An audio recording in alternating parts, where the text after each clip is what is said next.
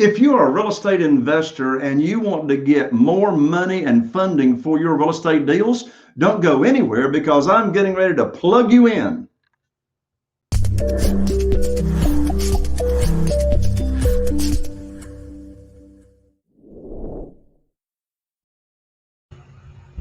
Well, hello there. Welcome to Real Estate Investing with Jay Conner. I'm Jay Conner, known as the Private Money Authority, and I want to welcome you to another episode. If you're brand new, a very special welcome to you. Here on the show, we talk about all things real estate investing, from finding deals to getting your deals funded, to automating your business, to selling houses fast. We talk about single-family houses, commercial deals, self-storage, land, you name it. Before I bring on my special guest today, I've got a free gift for you for tuning in here to the episode. And that is, I just recently released my brand new book, which is titled Where to Get the Money Now, Where to Get the Money Now.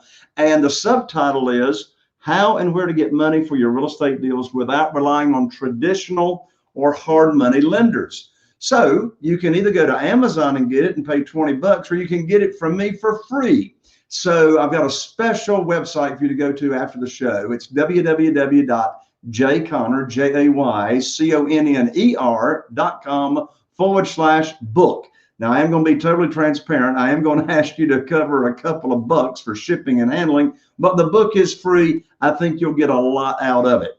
Well, if you've been tuning into the show for any length of time, you know that I have amazing guests that come here onto the show. And by the way, if you are tuning in on YouTube or Facebook or whatever for this live episode, you're welcome to type in any comments or any questions in the chat for either myself or my special guest. Well, my special guest today is a native of Ohio, currently lives in Germantown, Ohio, with his wife of 17 years. They have 4 wonderful children. Well, he started in the real estate investing business all the way back in 1994 after going through bankruptcy. Well, he began in the real estate investing business by wholesaling properties. Then he merged into fix and flips. Well, since that time, he's been involved in over 1,500 deals, including fix and flips of single and multifamily rentals and commercial properties as well. He soon realized there's a big difference between just being in real estate investing and actually running a real business. So after multiple failures, millions of dollars in mistakes, and through personal tragedy, he was able to now build a true scalable real estate investing business. He now works as the CEO of his real estate investing business, but is operationally totally removed from the business as a whole. He does a very, very high volume of wholesale deals, which are all done virtually. He now spends his time helping others learn the real estate investing business, teaches them how to build and scale businesses, and shows them how to master their acquisition skills. And with that, I'm so excited to welcome to the show my good friend, fellow mastermind member, Mr. Jerry Green. Hello, Jerry. Welcome to the show. Hey, what is up? What is up, my man? So thank you, Jay. Thanks for letting me come on, buddy. Absolutely. I'm excited to have you on. And we have got a good number of people that are tuning in live right now. And as I just said, if they have any questions, they can type in the chat, questions for you or myself. So a big shout out there to Richard and to Jenny. Thank you, Jenny, for the feedback on the book. Laurie, glad to have you. Richard Meyer as well. So everyone that's tuning in, glad to have you. Introduce yourself, say hello in the chat. So Jerry, let's start out. I mean, I want to talk about wholesaling virtual deals with you because you're an expert at that. You've done a lot of fix and flips. Of course, I've done a lot of those as well too. So we got a lot in common. But first of all, let's let everybody hear your story. What is the Jerry Green story? Well, let me, just kind of take it back a little bit, Jay, on things. As you said there, I started in the business actually in 1994. So it's going on 27 years in the business. When I was actually put in, I always say I was put into the business, and I kind of tie that in with being in a position where I actually went through a bankruptcy back in about 1993. And then I was in a position where I literally had zero income on things. And if you remember back in those days too, Jay, I mean, we didn't get notices on our phones and stuff like that about Facebook alerts or anything else about events or, anybody offering anything. It was pretty well on TV or it was in the newspaper. So I heard about a real estate seminar in Cincinnati, Ohio. It was actually Charles Gibbons back in those days. And I went to that event and sat there for 3 days, listened to a lot of different things, and realized that I really wanted to do this business. But at the same time, I was like, like anybody does in this business when you first get started, wondering, how can this be true? How can you do this? And, I left that event trying to think what I wanted to do. Of course, one of the things I went back and done, Jay, first thing was ask my family what I should do. And what do you think they told me to do? Go out and get a job. Right. They probably told you that real estate investing thing is a scam, nothing to it. You're going to lose your money. We call them the naysayers. Yeah, 100%. Yeah, that's exactly what they said. It's like, go out and get a job. No, you just need to do that. You need the benefits and all this type of thing there. So anyways, I, looked at that and I said, okay, other people can do this. Why can't I do it? And at the same time, I thought, what do I have to lose? I just lost it all. So I decided to really, try to drill down on this. And interesting thing too, Jay, on this, I ended up hiring a mentor right after that when I met at that 3-day event. And a lot of people say, well, how did you hire the mentor? I actually borrowed my mom and dad's credit cards. Yep. And that's how I got started in the business. And then I started focusing on, really, I had to generate cash because I had to take care of my family. I put food on the table. So I started going out and wholesaling. This was over in Springfield, Ohio. And literally I went out and just started hitting the ground running from really property to property on things, Jay, just really total grind mode. And I was just finding deals, wholesaling, because I had to always call it chunk money. I had to put those into the bank so I could take care of my obligations. So, and that's really how it all started. And I started building from there and just continued to grow. Then I got into the rehab side of the business, continued to grow that, and went through a lot of different developments over the years as I moved forward, and kind of evolving, and a lot of mistakes. Okay, a lot of mistakes. I can relate to that, Jerry, for sure. So let's go ahead and start taking a dive into virtual wholesaling, just to make sure everybody understands what we're talking about, because some people have different definitions of wholesaling. What is your definition of a wholesale deal, and what's it look like? So a wholesale deal to me is really just looking at acquiring the deal. Now, a couple different things on this, Jay. One, I can turn around and actually just control the deal with a contract to purchase or an option to purchase. And then I can assign my rights in that agreement to another party. So somebody just steps into my shoes and takes over that. And all they do is pay me basically what we call an assignment fee for putting that deal together. Now, another way that we can wholesale too is we can actually do what we call like a double close. Right. So we can go in, we can find a buyer, we actually take title to that, and then we immediately sell it to another party. It could be, typically it's done a lot of times at the same closing table, or it might be within an hour or two, maybe a day afterwards.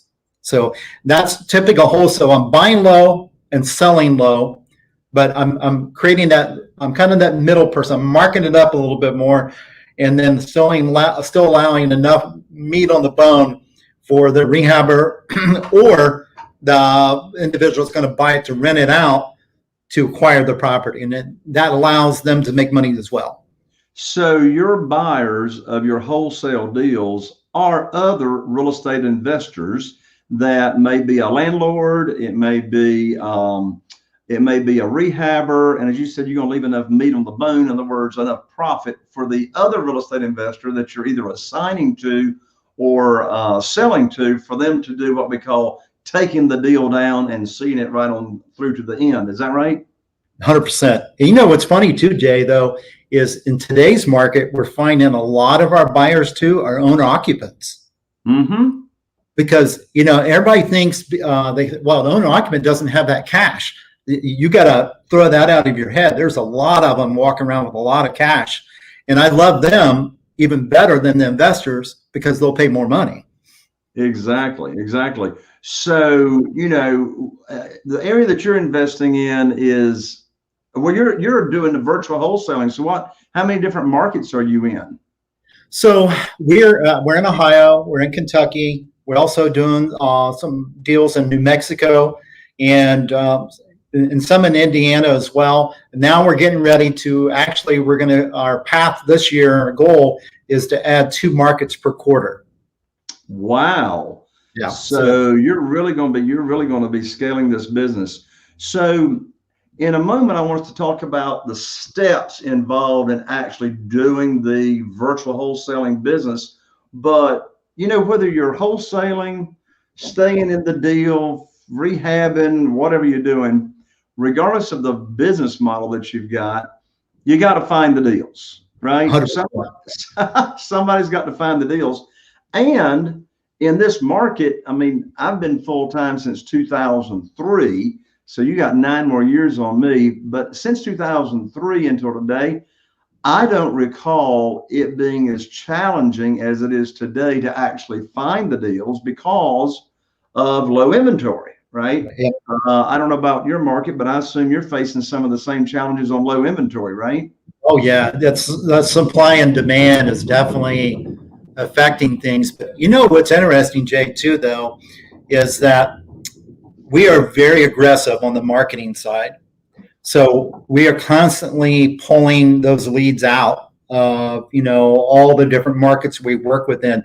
We're heavily, hitting the marketing component over and over and over again. So that's one thing we're really good at. And also we're very good on the follow-up. So my acquisitions team is constantly working at, we have a marketing side of the business too. So. Right. What's working the best for you and your team these days on finding sellers? Well, Jay, and I want to make sure all the listeners understand this too, that you've got to test, each market's a little bit different on things. But for the last 20 years, the best producer for us has been direct mail. Interesting. So what type of list do you like to direct mail to? We use very simple lists. We do absentee homeowners. Okay. And so here, kind of the way, and here's why I like to look at the marketing, Jay, and this has worked really well for us. And I teach this to a lot of my students this way too, is a lot of people like to really complicate this. And I'm like, don't put a ton of filters on things. Keep it very basic. We do the absentee homeowners, and then that's our big bulk list. So we're hitting that every single week. Actually, we do 2 mail drops per week. So it's constantly boom, boom, boom, over and over again. And so that becomes our foundational piece of marketing. So everybody has to have like their foundational piece. And then we layer on top of that.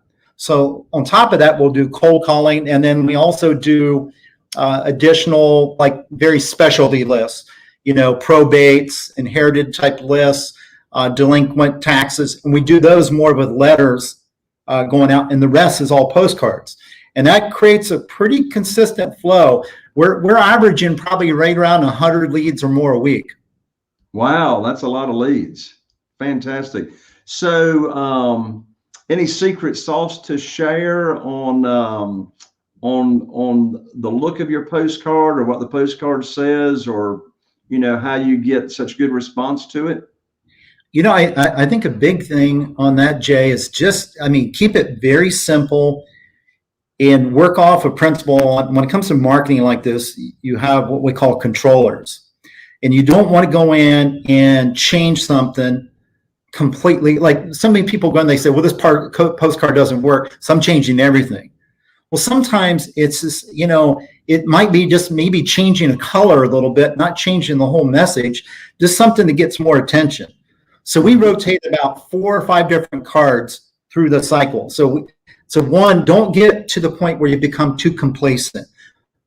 3, anywhere from 3 to 5 different cards, do a rotation around on things, and then try to use something different that really sticks out. One of our best performing cards is, and a lot of people wouldn't believe this, it's actually a black postcard with white letters, and it sticks out the rest. Yeah.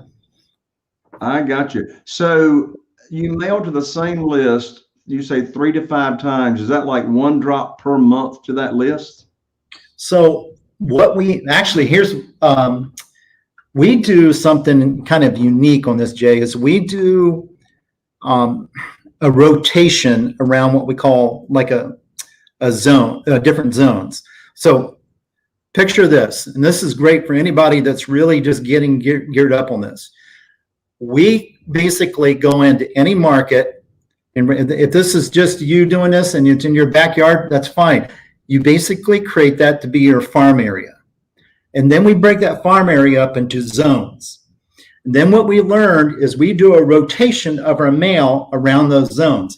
What I found is a lot of people, especially people that are on limited budgets on marketing, what they want to do is a lot of times, a lot of the gurus will tell them, mail the same list over and over and over and over again. Well, how do you know that list is even a performing list?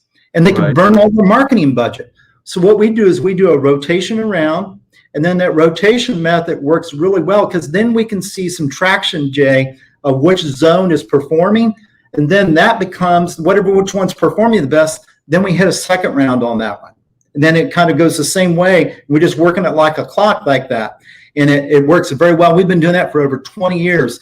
And we have consistently stayed close to 1.5% to 2% response rate.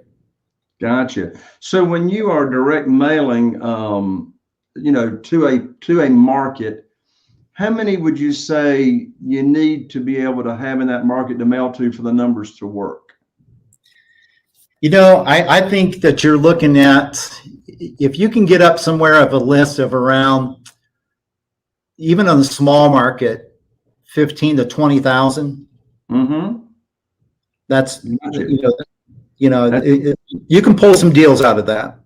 I got you. Very good. Now, one thing that you mentioned in your bio as I was reading over that, and that is you have really mastered working with acquisitionists, finding acquisitionists, getting the acquisitionists trained. So Absolutely. How about first tell everybody what is an acquisitionist and what kind of responsibilities does an acquisitionist have? Absolutely. So what we look at is we hire people to come on as what we consider to be acquisition reps within our organization. And those acquisition reps, when they come on board, they're basically, their whole focus is to basically bring deals into the pipeline. So we have metrics that we look at, Jay, on a daily basis. Mm-hmm. And my COO, Ashley, runs basically every morning she meets with the team on a Zoom. Right. And she gets on there and every single morning she's looking at the metrics. And what we're looking at is acquisitions. We're looking at basically the number of calls they're putting in, the number of connections they're making, and then the number of offers that they're making.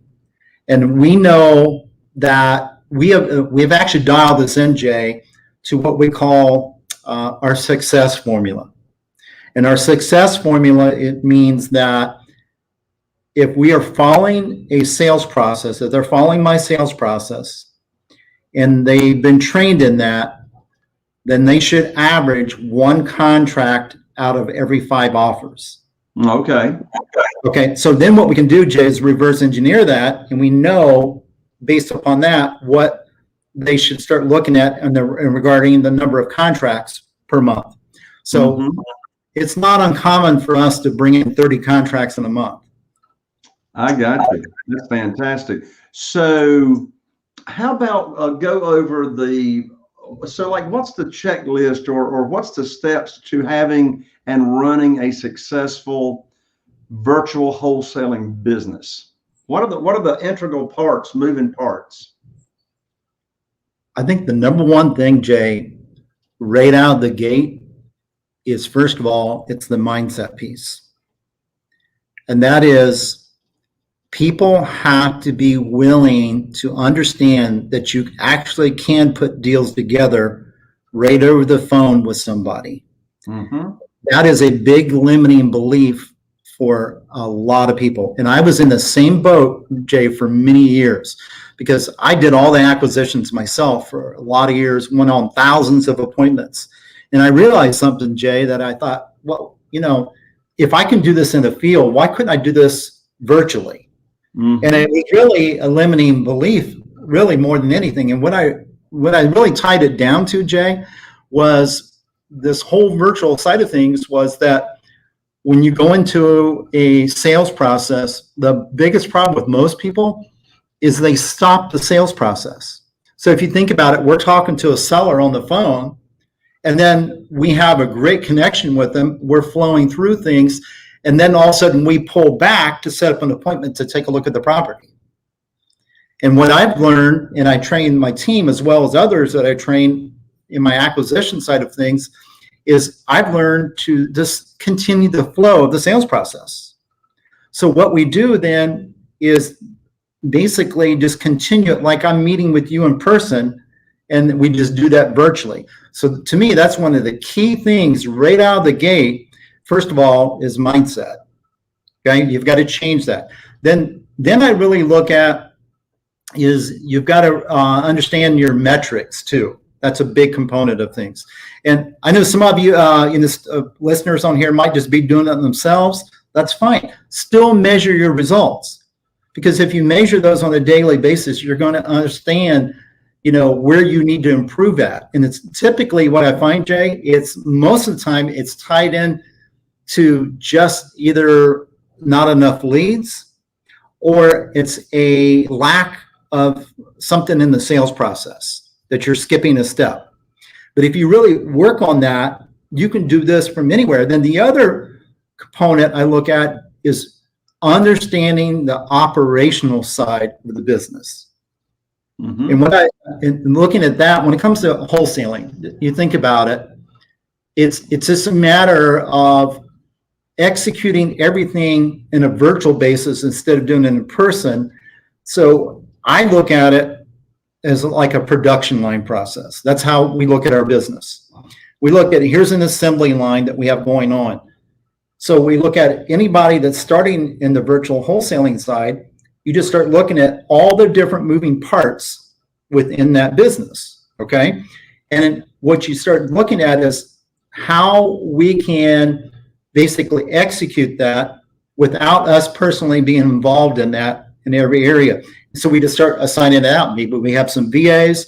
Maybe we have if we're doing a completely different market, we set up somebody else to be boots on the ground, okay? Where they'll go out to the properties. We have found, Jay, one of our big things is we just hire local inspectors wherever we go, and then they go out and they become our eyes for the property. So they're going out. So you hire home inspectors, but you're not ordering a traditional home inspection, right? No, right. What's your way too costly. What's your arrangement with that's really a brilliant idea. I mean, who else better to look at a property than a home inspector, right? Yeah. But what's your arrangement look like with the home inspectors when they're like doing, your eyes for you and like estimating repairs? Well, what we do on that, Jay, is we have it set up where we actually, instead of them to have to do a big long report, we actually have a report already made up. And they just fill that document out. We actually have a whole inspection process that we share with our students. Like they go in, we give them the ad that they run. They actually find people that way. Then we have a little agreement with them that they sign with the inspector. And then we have a document they fill out. And we also detail in there how many pictures and what pictures to take. We require a minimum of 100 photos, and everything is just submitted electronically, and that's just done through that process over and over again. So what is your criteria, in other words, in the sales process or in the process of acquiring this property or getting it under contract or whatever, what has to happen for it to now trigger and say, okay, we need our home inspector to go look at this house? We actually do that on every single deal, Jay. Whether the numbers look like they make sense or not. Well, we have the acquisitions team has a built-in what we call range calculator into our system. Mm-hmm. So all we do is they go in, they get a lead comes in, they pull up the valuations. So I'm talking, let's say you're the seller on the phone. I'm talking to you right now. I'm pulling up the valuations, and then all they do is plug in the number into our deal range calculator, and then it spits out a range. And as long as that deal falls in with that range, they have a green light to lock it up. And then my COO never looks at anything until it's under contract. And then if she approves it, then it goes to the next step in the production line, and an inspection is dispatched out. And those inspections, Jay, typically our average we pay on those is $75. Okay, well, you read my mind. I was gonna ask, what is the how much are you paying the home inspectors to do this report? My guess is they're probably not there at the property or the house more than 30 minutes, probably less than that, right? Yep. Typically, it's total time in and out is typically about 40 minutes. Yeah, because I was going to say it's pretty easy to determine once your home inspector understands what you're looking for. It's pretty quick to assess. Okay, does it need a roof? Does it need an HVAC? Does it need flooring? Does it need interior paint? Does it need exterior paint? Right? Yep, absolutely. And then what happens, Jay, is once that comes back in, basically that lead or that now that's a deal, it comes back in after an inspection, and then it's notified to my transaction coordinating. And then what Ashley does with the team is she does 2 or 3 deal reviews a week, and whatever's setting in the pipeline, she does a review, and each deal is reviewed within about 15 minutes. Then if it's okay, then it's pushed out to our buyers. That's awesome. Let's see here. Dan asked a question that I think you just sort of answered, and his question is, Jerry, are you using the same specifications with your inspector that he or she would have using with mortgage companies? And you just answered that. Will you really have a different report that they fill out? Yep, we keep it real simple on things. And it's not going to take nearly as long for them to fill that report out. And Jay, this works. You know, I always tell people too, it doesn't really matter if you're buying to hold, if you're buying to fix and flip. The initial part of the process is all the same. Mm-hmm. Just what your exit strategy on the other end is your decision. So exactly. And we got time for one more question before I get you, Jerry, to let everybody know how they can continue the conversation with you. And I apologize, I don't know how to pronounce the name, but the comment or question, home inspectors as a, I'm not sure, ad hoc, I'm not sure what they're saying there, can also be colleagues in separate cities for the properties outside your own geographic area. Did you understand that comment, Jerry? Well, let's see. Not really. I guess they're saying you can hire people that you already know as well, I suppose. Yeah. Oh, yeah. Yeah. Look, I think people make it way too difficult on that side of things, Jay. And if you like, I'll tell you what, Jay, here's something I'll do for you and your listeners. I'll provide you the information for the home inspector, our little package. Would you like that? Wonderful. Sure. That would be very valuable. Well, with that in mind, Jerry, for those that want to continue the conversation with you about virtual wholesaling and all that kind of stuff, and to take you up on your offer of the checklist that your home inspector uses, how can they continue the conversation with you? Well, one, they can reach out to me, guys, through my website right here that's popped up. It's thejerrygreen.com. You can go there. I do an acquisitions training, and I do what I call a systems and operations event too.